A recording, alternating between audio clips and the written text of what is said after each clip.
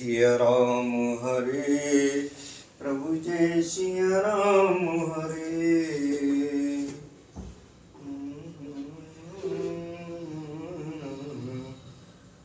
जय सिया राम हरे, प्रभु जय सिया राम हरे। जय श्री सीताराम। जय जय श्री सीताराम।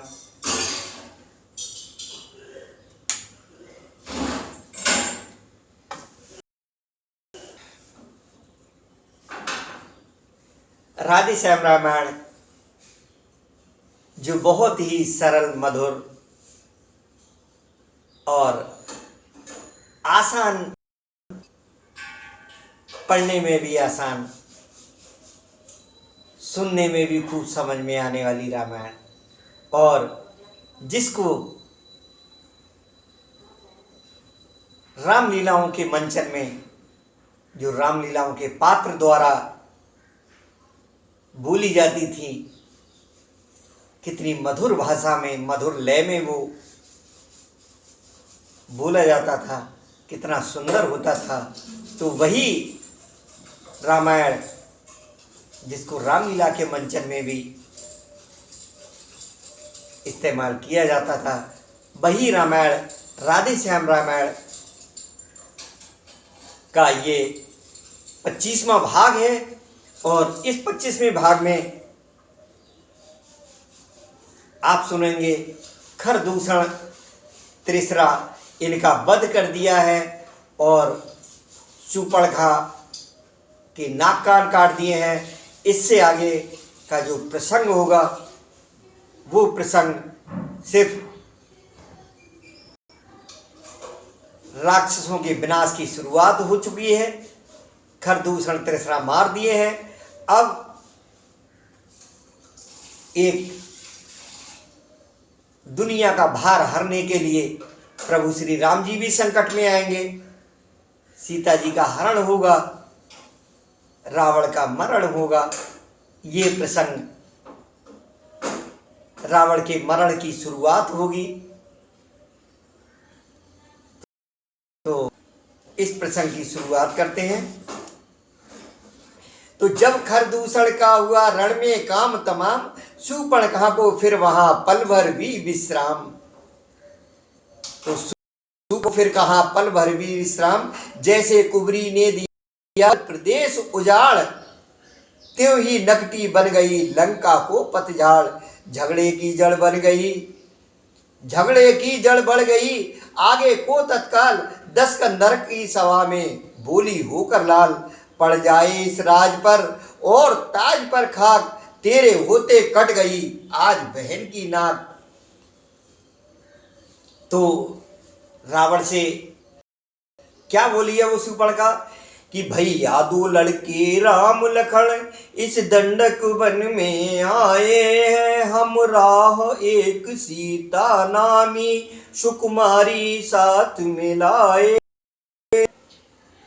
बांके हैं और लड़ाके हैं, गोया शमशीर उन्हीं की हो, गोया शमशीर उन्हीं की हो। यूं पंचवटी में रहते हैं, जागीर उन्हीं की हो। मैं उधर अचानक निकल गई, उस नारी से मिलना चाहा, उस नारी से मिलना चाहा।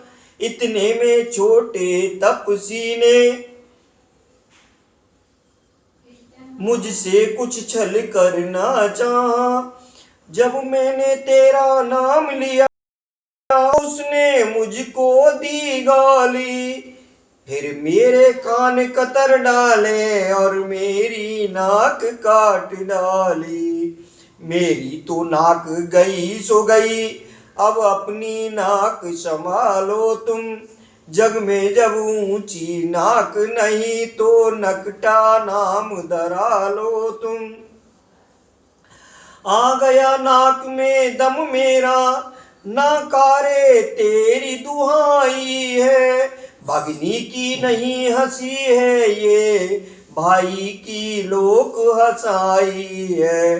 शूर्पणखा को इस तरह देखा जब गमनाक, रावण उठ बैठा तभी कहा उठा कर नाक। गमनाक ना हो तुम उनकी भी, मैं नाक नहीं अब रखूंगा। भेजा नथों की राह करूं, मिर्चों का नाश उन्हें दूंगा। नारी की नाक उड़ाने में होती है नाक नहीं ऊंची, अबला पर हाथ उठाने में उठती है धाक नहीं ऊंची। मैं चला नाक की सीध अभी, मैं चला नाक की सीध अभी, नाके पर उनको पकड़ूंगा। तेरी आंखों के आगे ही दोनों की नाक रगड़ दूंगा। बल्कि लेंगे तो नाक छेद, उनके नकेल डलवा दूंगा। यमपुर का नाका दिखलाकर बस नाको चने चबा दूंगा। ये धराधाम पाताल नाक, ये धराधाम पाताल नाक, मेरे पिनाक ने जीते हैं। भैंसे मेरे बाघ और बकरी जल एक घाट पर पीते हैं। ये समाचार ये दुराचार, ये समाचार ये दुराचार, क्या खरदूषण से नहीं कहा, उसका तो वही अखाड़ा था, उस कुलभूषण से नहीं कहा। वह बोली मुझ पर हुआ जब ये अत्याचार, पहले उन पर ही गई कहा सब समाचार। वे सेना लेकर गए वहां, अत्यंत घोर संग्राम किया, लेकिन उस बड़े तपस्या ने उन सब का काम तमाम किया। पृथ्वी पर नदी रुधिर की थी, पृथ्वी पर नदी रुधिर की थी, लाशों पर लाशें पड़ती थी। मैं देख रही थी खड़ी खड़ी, उन सब की गर्दन कटती थी। ये सुनते ही होगा मौन निशाचर राय, सोचा मेरे मोक्ष का पैदा हुआ उपाय। जब एक अकेली ताकत ने इन वीरों को मार दिया, इन सब वीरों को मार दिया, तो फिर निश्चय ये सिद्ध हुआ नारायण ने अवतार लिया। ये मन ही मन राक्षस राज रावण सोच रहा है, तो अपना परिचय देने ही को दिखलाई है ये युक्त मुझे। इस रण के कारण मिलना है पिछले ऋण से अब मुक्ति मुझे। निश्चय ही वे अवतारी हैं, तो बैर भाव ही रखूंगा। दूसरे जन्म का बंधन भी उनके ही द्वारा तोड़ूंगा। ये मौत नहीं है मोक्ष है ये, लड़ना है नहीं मिलन है ये। बै भी हो सर भी उनका हो, तो भव सागर तरना है ये। इन्हीं विचारों ने किया कुछ क्षण तक आनंद, भक्ति भाव फिर कर लिया मन मंदिर में बंद। प्रकट हुई भौएं कुटिल, जो ये सारा रहस्य उसने समझा, उसको चुपचाप अपने मस्तिष्क में बिठा लिया और दिखावे के लिए, दुनिया को दिखाने के लिए, शूर्पणखा को दिखाने के लिए कि फिर प्रकट हुई भौएं कुटिल, नेत्र हो गए लाल। चला एकदम तड़प कर ली तलवार निकाल। बोलावे काटे नाक कान, फिर जिंदा रहे जमाने में, तो टूटे 20 भुजा मेरी, लानत है शस्त्र उठाने में। तुम बैठो थोड़ी धीर धरो, मैं दंडक वन में जाता हूँ। इस नाक कान काटने का बदला दोनों से अभी चुकाता हूँ। ये कह निश्चर दल दिया, ये कह निश्चर चल दिया। होनी हुई सवार, जल्दी में परिणाम का रहता नहीं विचार। लंका में मारीच था बड़ा चतुर रणजीत, उससे ही जाकर कहा सुनो सच्चे मीत। संग में संग हो प्यारों के, अपने प्यारों का कर्म यही। न्यौछावर राज मुकुटपुर रहो, है प्रजाजनों का धर्म यही। दो तपसी लड़कों ने वन में ये करनी बेहोदा की है। खरदूषण त्रिसरा मारे हैं, नक तीसरी शूर्पणखा की है। इस कारण पत्थर का जवाब अब पत्थर ही से देना है। कट गई नाक भगनी की, तो भारिया उनकी हर लेना है। तू चलकर माया मृग बन जा, मैं बाबा जी बन जाऊंगा। तू राम लखन को बहकाना, मैं सीता को हर लाऊंगा। ये सुनकर मारीच ने कहा कलेजा थाम, बंद करो मुंह लिया है तुमने किसका नाम। वह विश्वामित्र यज्ञ वाला अध छुटा प्राण आंखों में है। जिसने 100 योजन में का वह राम बाण आंखों में है।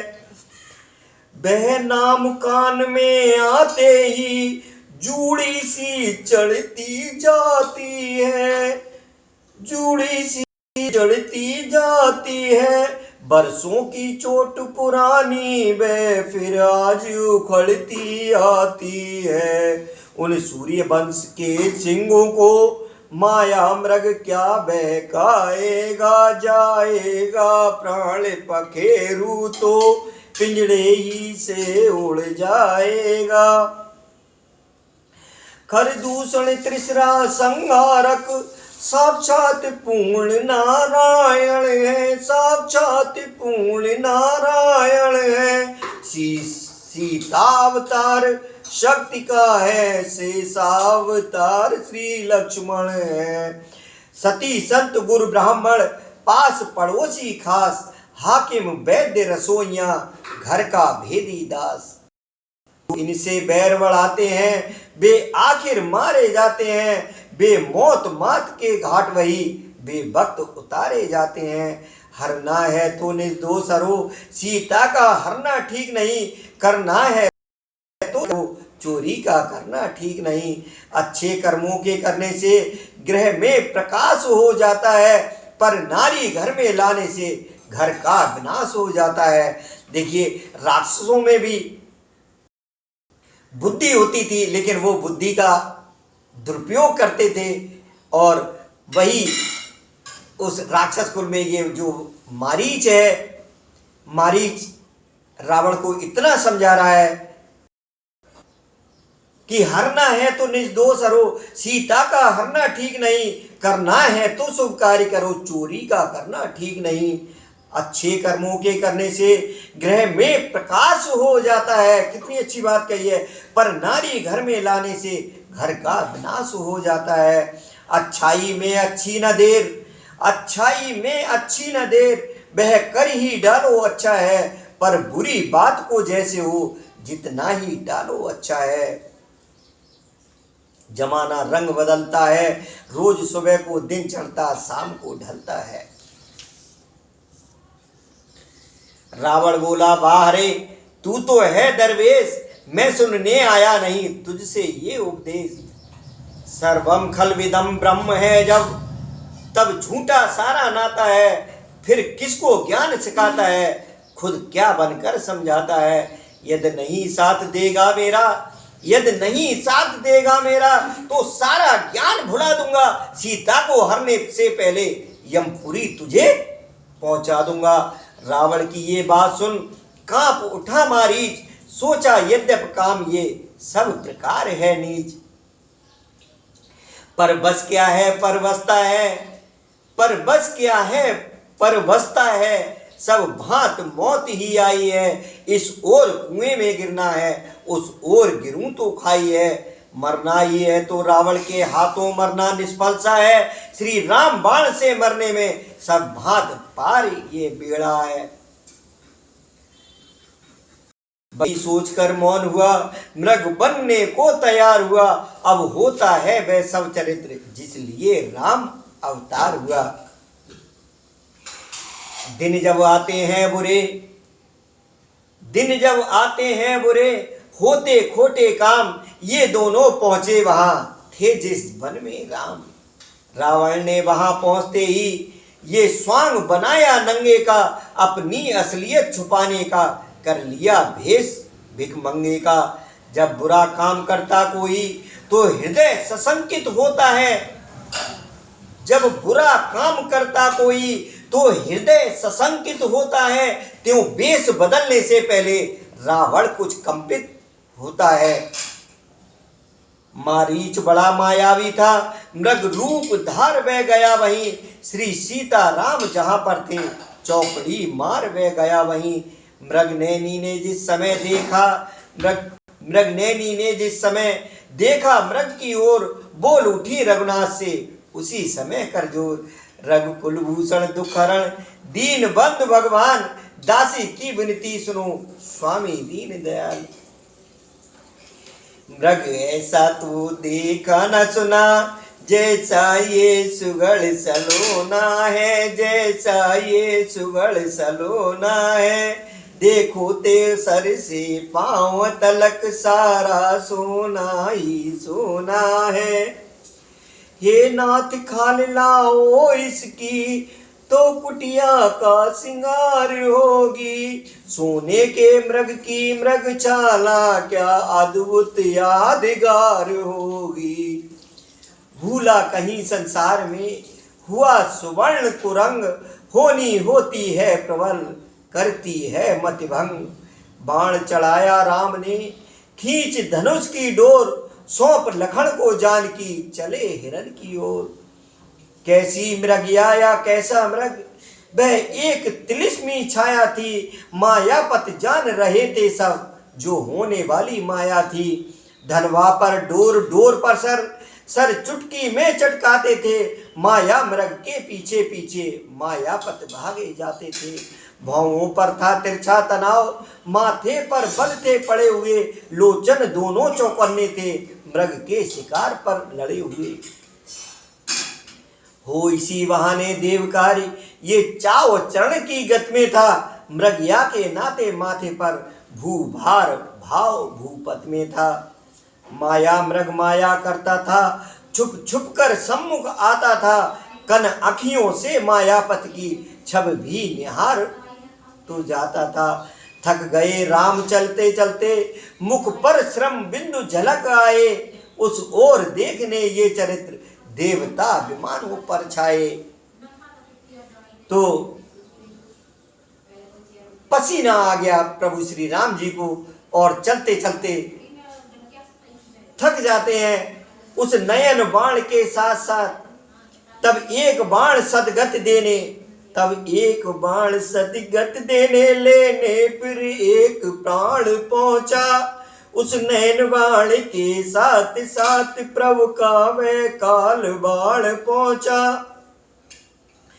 अब तो माया सब नष्ट हुई, माया का मृग मारीच हुआ। माया का मृग मारीच हुआ। जी भर कर राम रूप देखा, आनंद हृदय के बीच हुआ।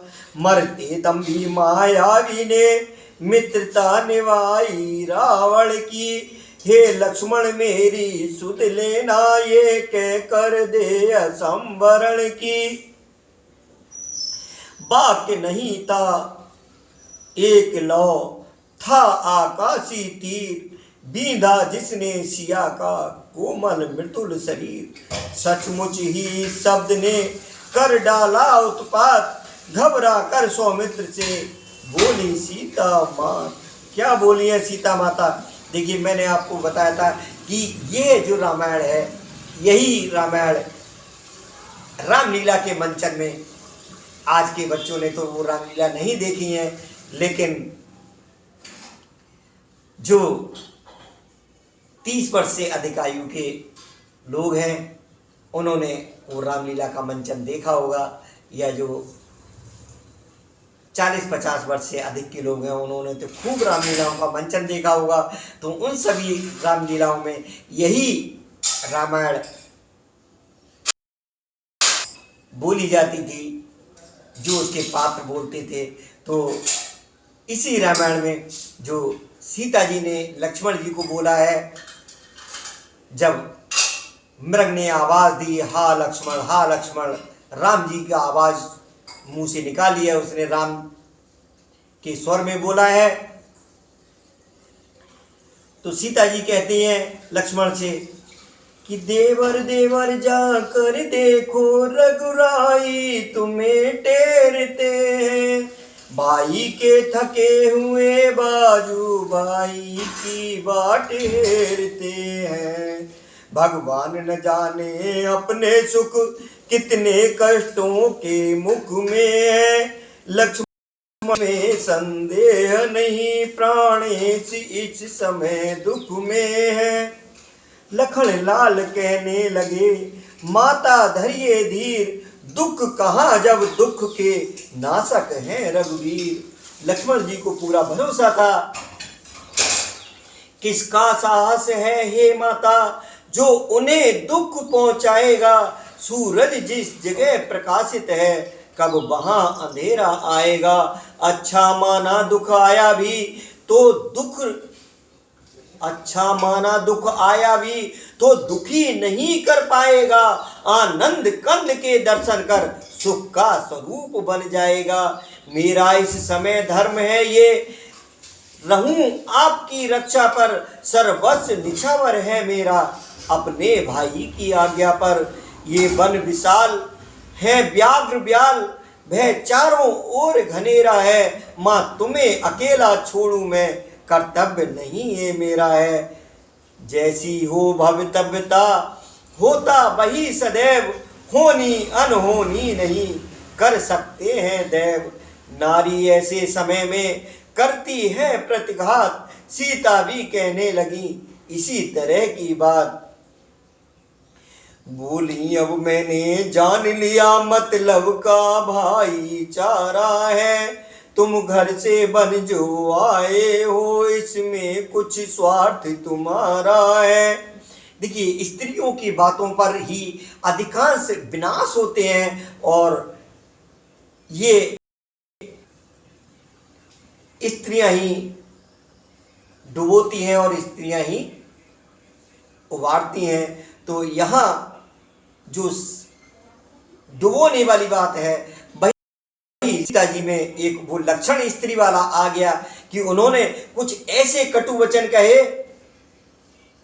जिससे लक्ष्मण जी विवश हो जाते हैं और फिर सब ये समय कराता है।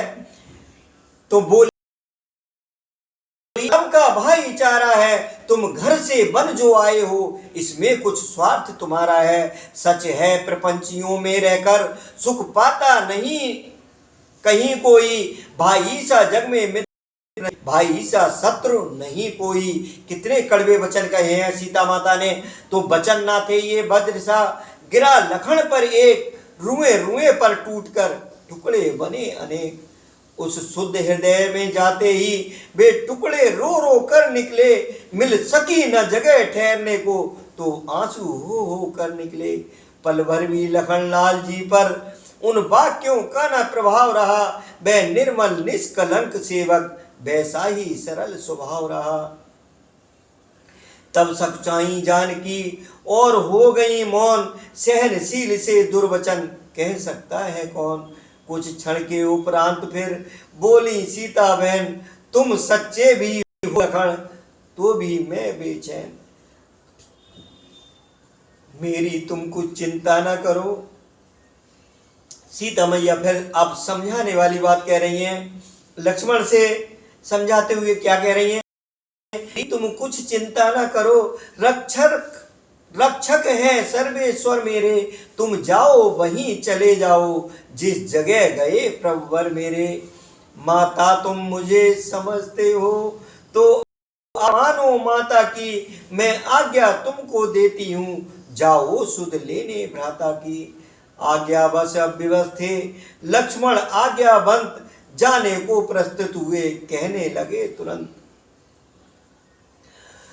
पवन देव तुम साक्षी हो, हे पक्षी गणों गवाह तुम्ही, हे पक्षी गणों गवाह तुम्ही, मेरी इस धर्म नाव के अब हे सूर्य देव मल्लाह तुम्ही। आज्ञा पालन करता हूँ मैं, इसी बस इतना है संतोष मुझे। रघुराई अगर उलह ना दे, तुम कह देना निर्दोष मुझे।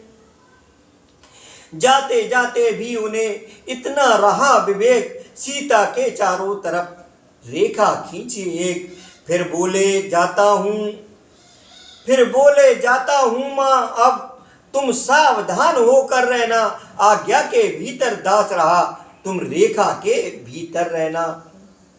इस रेखा का उल्लंघन कर जो पर्ण कुटी में आएगा है बाण उसे ये लक्ष्मण की, वह वहीं भस्म हो जाएगा। देखिए, सीता जी कभी चोरी नहीं हो सकती थी अगर वो उस समय पेशेंस रखती। अब अपनी सीता माता को तरबरों छोड़ता हूं तुम पर, अपनी रखवाली में रखना, बनचरों छोड़ता हूं तुम पर। पक्षियों तुम्ही अब रक्षक हो, तुम पर ही अपना घर सौंपा, हे पंचवटी हे पर्णकुटी, सीता माता को तुम पर सौंपा। ये कहकर लक्ष्मण चला न जाता है, बछड़ा चलता जिस तरह छोड़ थान पर गाय। जाते ही श्री लक्ष्मण के आया कपट निधान, सीता जी के कान में पहुंची ये मृतदान। बाहर तन की शुद्ध को होता जैसे नहान, भीतर मन की शुद्ध को वैसे ही दान। सीता की आंखों ने देखा बूढ़ा सा जोगी आता है, आवाज उसी जोगी की है, वह ही जोगी कुछ गाता है। एक तारा भी है हाथों में, बस उसे बजाता आता है, मीठी मीठी लयकारी में ये सदा लगाता आता है। धन हर हेतु जोगी की है ये सदा बाबा, सूरज ज्यों ज्यों देता प्रकाश त्यों त्यों ऊपर चढ़ता बाबा, ज्यों ज्यों कम उजियाला देता त्यों त्यों नीचे गिरता बाबा, दानी का दानी की है ये सदा बाबा। तो इसी तरह गाता हुआ चारों ओर निहार, सीता से कहने लगा दोनों हाथ पसार। रावण क्या कहने लगा उस कुटिया पर आकर के कि हे माई मुझको भिक्षा दो, मर्तबा रहे आला तेरा, भगवान तुझे जीता रखे हो सदा बोल बाला तेरा। ये रावण सीता जी से कह रहा है तू दूधों नहा, तू पूतों फल, तू दिन पर दिन बड़ भागिन हो, भूखे को थोड़ा भोजन दे, हे देवी तू अटल सुहागिन हो। मांग रहा है द्वार पर भिक्षा अतिथि अनाथ, गृह लक्ष्मी लौटार दे कैसे खाली हाथ। मध्याह्न काल के भोजन को कुछ फल कुटिया में रखे थे, लेकिन इस मृग के झंझट में अब तक न किसी ने चखे थे। अपने खाने का सोच नहीं, यद है तो सोच भिखारी का, अच्छा हो चाहे बुरा के मुश्किल है धर्म गृहस्थी का। उस रेखा के ही भीतर से बोली लो जोगी बाबा लो, कुटिया में जो फल हाजिर हैं वह देती हूँ लो भिक्षा लो। दो इतना आशीर्वाद हमें, उद्देश्य हमारा नष्ट ना हो, आए शिकार से कुशल सहित, स्वामी को कोई कष्ट ना हो। भिक्षा लेने के लिए आगे बड़ा फकीर, ठहर गया जब बीच में देखी एक लकीर। इतने में ये मालूम हुआ वह रेखा रंग बदलती है, जब आगे पांव बढ़ाया तो देखा ज्वाला सी जलती है। सोचा ये कोई माया है या तेज किसी योगी का है, अथवा सीता है महाशक्त, सत इसी मान सती का है। रेखा उल्लंघन करता है जो निश्चय अभी मरण तेरा, कैसा सीता का हरण यहाँ होता है प्राण हरण तेरा। ये सोच समझ हटकर बोला रेखा से बाहर आ माई, जोगी लेते हैं नहीं कभी इस तरह बंधी भिक्षा माई। सीता ने कहा क्षमा करिए रेखा ये छूट नहीं सकती, ये आन लखन देवर की है जो मुझसे टूट नहीं सकती। बोला तोड़ो नहीं तुम देवर की आन, बाबा भी लेगा नहीं इस प्रकार का दान। सीता ने सोचा अगर दिया ना इसको दान, गृहस्थियों के धर्म का होता है अपमान। तो सीता जी ने यहीं पर थोड़ा सा गलत सोचा।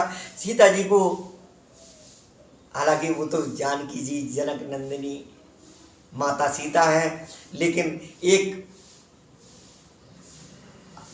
उस भव्य तप्यता से हट करके एक आम इंसान के विचारों से सोचे तो सीता जी को उसको टाल देना चाहिए था कि भाई या बाबा या महात्मा जी आप अभी चले जाओ, अभी देवर जी और जब वो आ जाएंगे तो आपको ये भिक्षा मिल जाएगी, अभी हम नहीं दे सकते। और यही इससे शिक्षा मिलती है कि जो गृहस्थ धर्म है उसका भी पालन हो, लेकिन जो मर्यादाएं हैं उनको कभी नहीं लागना चाहिए। सीता जी ने बस एक मर्यादा को इसको लांगा था और उस लांगने का क्या परिणाम हुआ था। तो सीता ने सोचा अगर दिया ना इसको दान, गृहस्थियों के धर्म का होता है अपमान। देवर का आन रहे न रहे, रखूंगी धर्म गृहस्थ